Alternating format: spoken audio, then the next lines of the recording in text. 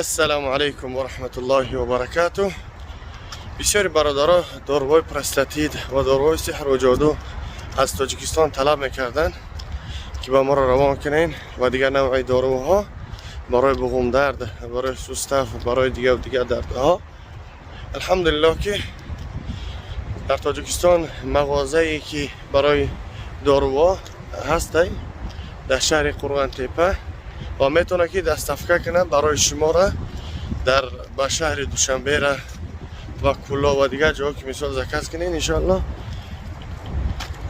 مقصد که همه چیز مهمی که دارو است که به نام راوند یکی از بهترین داروها است که انسان بگیم تمام درونش تازه میکنه، سحر و جادو را به اذن الله که میبره میپرتای انسان.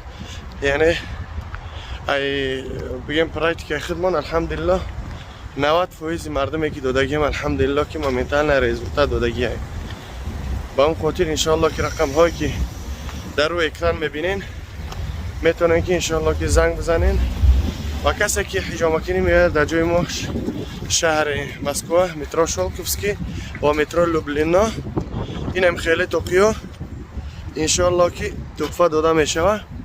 میتونن که بیاین انشاءالله این روز جمعه، به خاطر روز جمعه بعد از نماز جمعه را میتونه که بیاین همین توکیو برای شما تحفه داده میشه که از بهترین توکیوهای.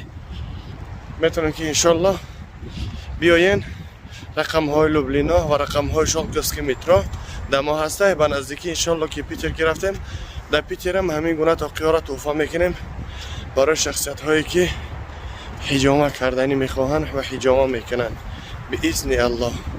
با دعا باشین، دعاگو باشین در حق ما. خداوند هر یک ما و شما را نگهبان باشه. در امان الله. السلام علیکم و رحمت الله و برکاته.